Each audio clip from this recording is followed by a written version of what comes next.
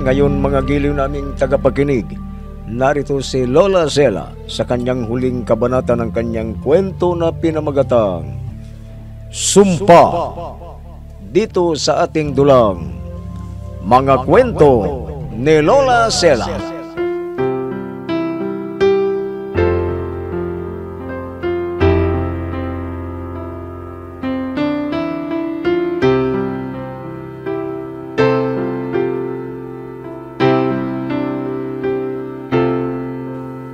Matigas ang puso ni Betty at ayaw niyang patawarin ang pamilya ni Luis kahit nakiusap na kanyang anak na si Bobo. Ayaw pa rin niya patawarin sila. Pero may naglaro na naman na masama sa isipan ni Betty at may masamang plano siya kina Zoila. Nagkunwari siya na pumapayag na siya na makita si Zoila at nagpanggap na mabait sa kanya.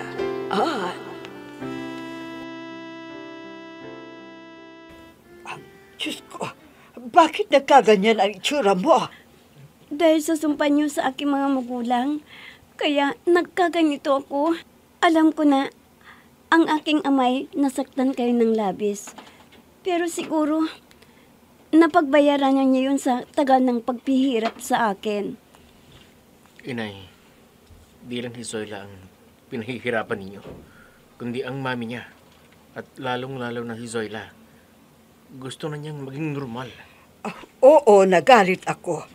Isinumpa ko ang kanyang mga magulang. Pero salita lang yon, walang bisa yon. At wala akong kakayanan para gawin yan sa'yo. Kung ganun po, wala na po akong pag-asa na maging normal. Yung itsura ko, pero paano yung mami ko? Bakit? Ano bang nangyari kay Sarina sa mami mo? Naging bato po ang mami ko. Ano?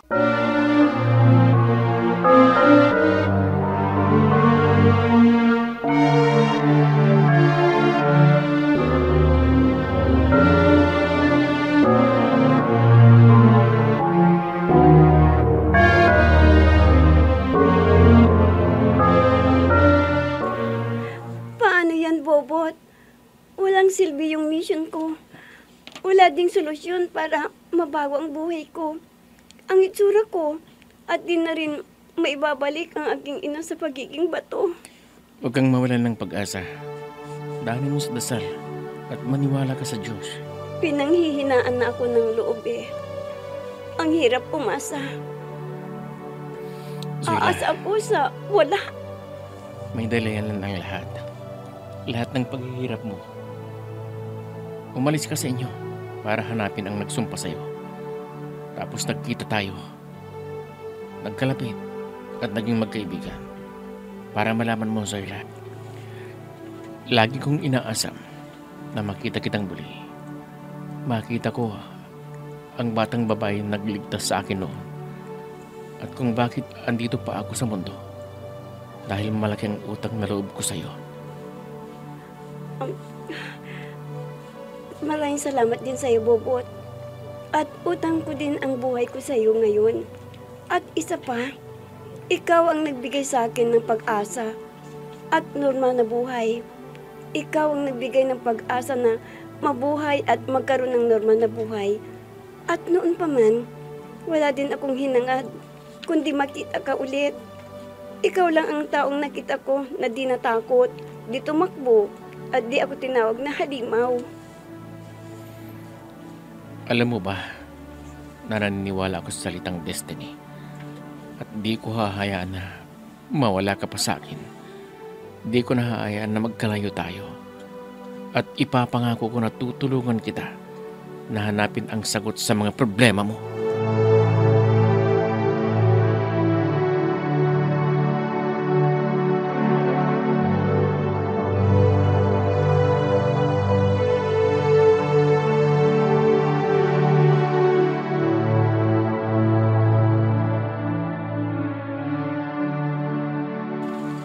Alam mo, Zoila, di ba dinala mo ako doon sa mama ni Bobot. Alam mo, may kutob ako. Maldita ang babaeng yun. Parang masama ang nakikita ko sa kanya eh. Ah, huwag kang ganyan. Bakit mo hinuhusgahan si Tita Medi? Kasi nakakatakot siya. Alam ko, pag ang isang tao ay masama at ang hangarin kasi niya ay kakaiba. Yung titig niya sa'yo, kakaiba kaya? Nakakatakot. Ay, naku, Shi. Tumigil ka na nga dyan. Pero, wala na akong pag-asa na mabago ko ang aking kapalaran na maging normal. Wala na kasi daw yung si Tita Medi kung anong gamot hindi niya alam o kung anong paraan para mawala ang sumpa. Paano ang mama mo? Paano na siya, Soyla? Paano na?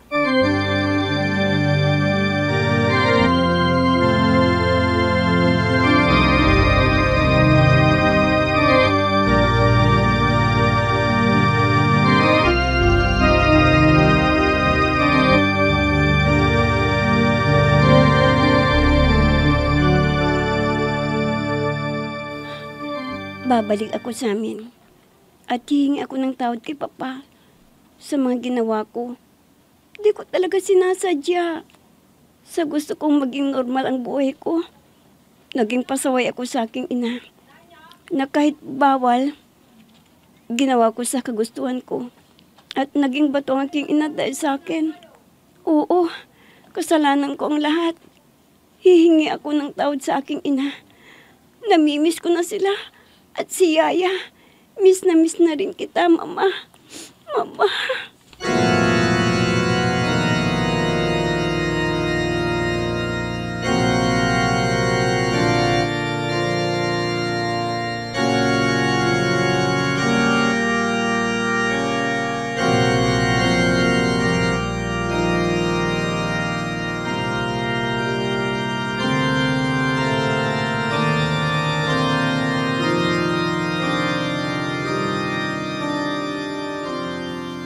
Anak, Soyla, ang alaga ko, nandito na.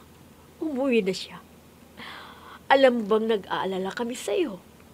Kahit nagalit ang iyong ama, di kanya matitiis, anak. Buti na lang, okay ka. Yaya, miss na miss ko na rin kayo. Asan po si Papa? Asan po siya? Andun siya lagi sa tabi ng iyong ina. Andun siya, oh. Nalulungkot. Sige po, Yaya. At pupuntahan ko si Papa.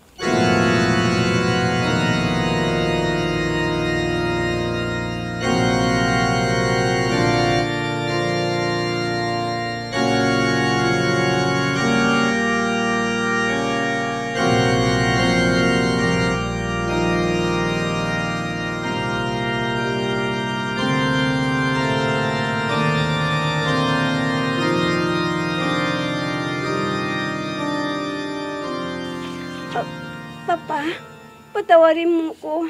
Patawad sa lahat ng nagawa ko sa iyo. Mga pagkakamali ko.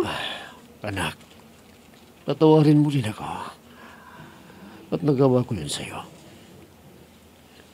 Nabigla din ako. Pero walang araw, walang oras na hindi ako mapakali. Iniisip ko kung nasaan ka na.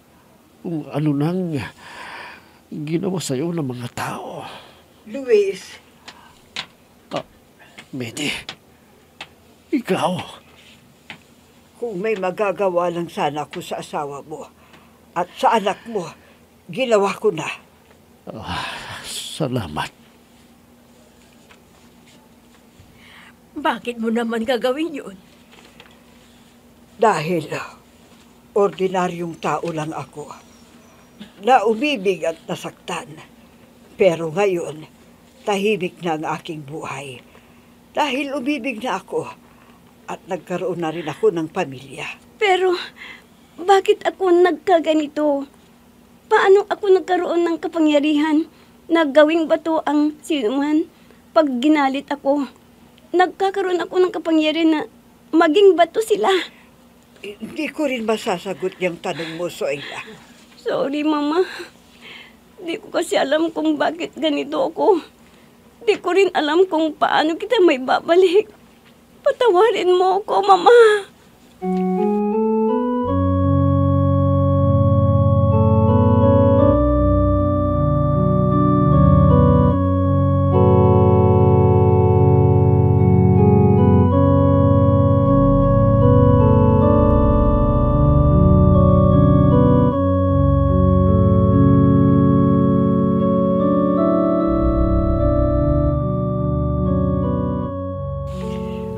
Anak, saan ka ba pupunta? Kasi po may naiwan si Zoila. Ibabalik ko lang sa kanya. Wag na. Wag ka nang umalis. Inay, si Zoila po ang sinasabi ko sa inyo na nagligtas po sa akin. Sa Migbubat nung nagkakamping kami noon. Yung batang may ahas sa ulo? Yun ang batang nagligtas sa'yo, ganun ba? Opo, Mama. Di ko po siya malilimutan hanggang ngayon. Kalimutan mo na siya. Wala na tayong magawa sa mga magulang niya. Kung ano man ang nangyari sa kanila. Inay, naniniwala po ba kayo sa destiny? Naniniwala po ba kayo? Hindi. Sige na, umuwi ka na. At huwag ka nang makipagkita kay Zoila. Oh, akala ko okay na sa kanila. Bakit ganyan? Ganyan sila. Bakit?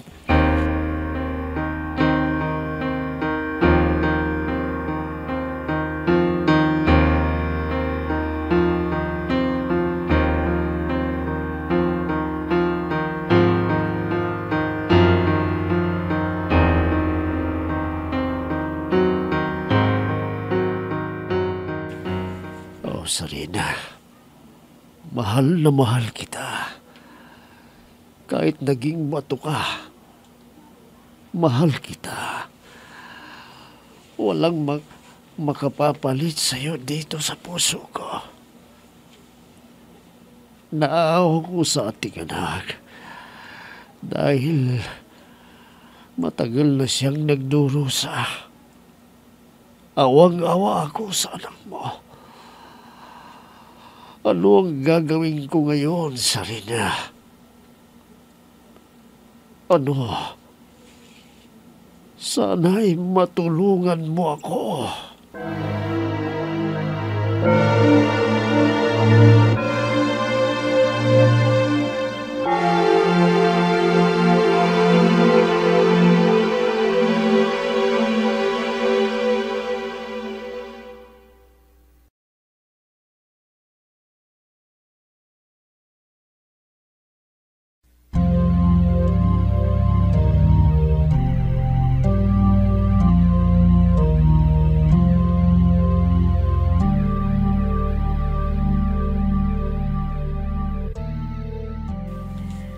Friend, sorry ha.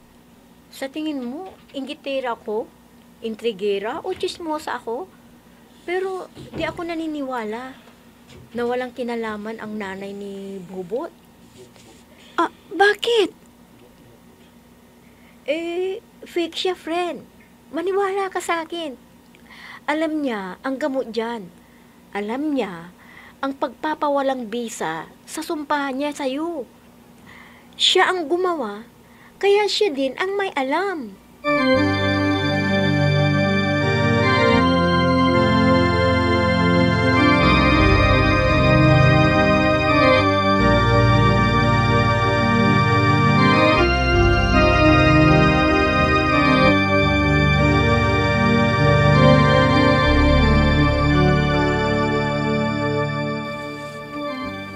Hello? Sino to? Bobot, kailangan ko ang tulong mo. Kailangan na magkita tayo. Sige, anong oras? At saan? Doon sa... Okay, andun ako. Importante lang kasi itong sasabihin ko. Sige, bye.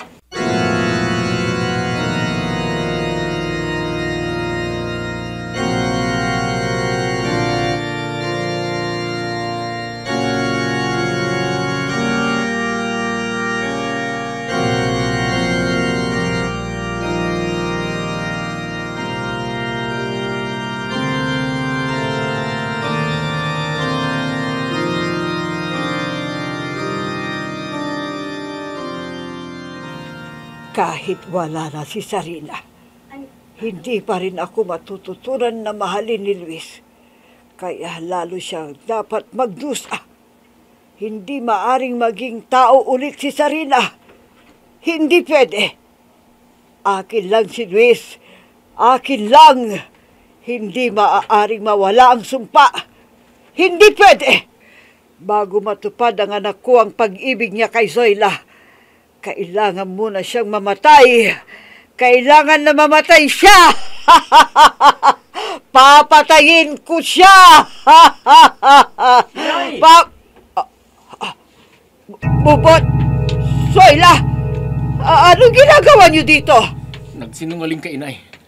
Nagsinungaling ka sa akin. Kailangan na magdusa sa Zoila at ang kanyang mga magulang. Sinasabi ko na nga ba?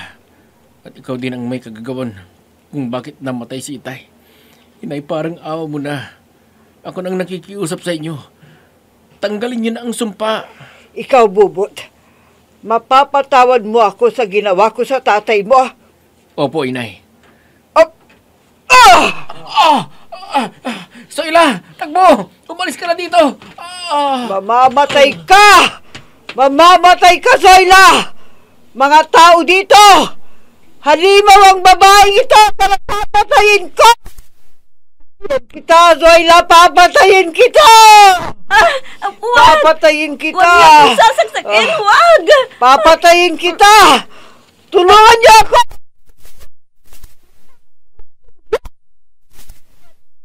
Mamamatay ka! Mamamatay ka! Mamamatay ka! Dapat kang mamatay! Ikaw ang sinungaling! Ikaw ang mamamatay tao! Pinatay mo ang tatay ni Bobot! At ikaw ginawa mo akong ganito! Isinumpa mo ko!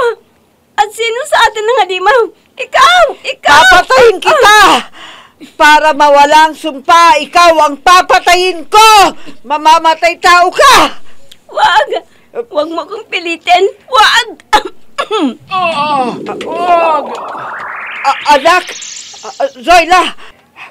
Parang awa mo na! Ibalik mo na ang anak ko sa dating anyo! Ibalik mo siya! Parang awa mo na! Anak, mahal na mahal kita! Mahal na mahal kita! Zoila, patawarin mo ako! Patawarin mo ako! Anak! Zoila! Nagbago ang anyo mo? Naging normal na tao ka, Zoila! Anak! Malaya ka na sa sumpa! Inay, Zoila, salamat. Maraming salamat. Malaya ka na. Normal na tao ka na, Zoila. Normal ka na.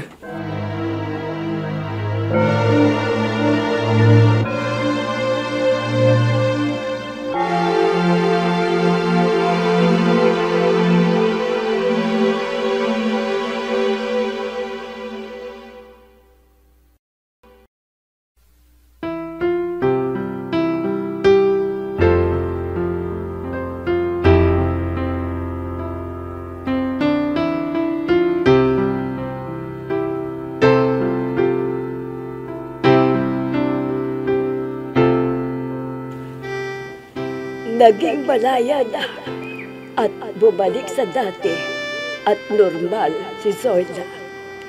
At ang pagiging bato ng kanyang ina na si Sarina ay nawala na rin ang pagiging bato niya. Kaya naging masaya silang mag-anak at didagdagan. Ikinasal na sina Bobot at Zoila.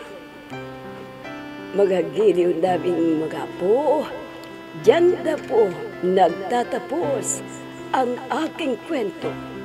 At ito po ang inyong Lola Sela. Maraming salamat sa inyong pagkikinig.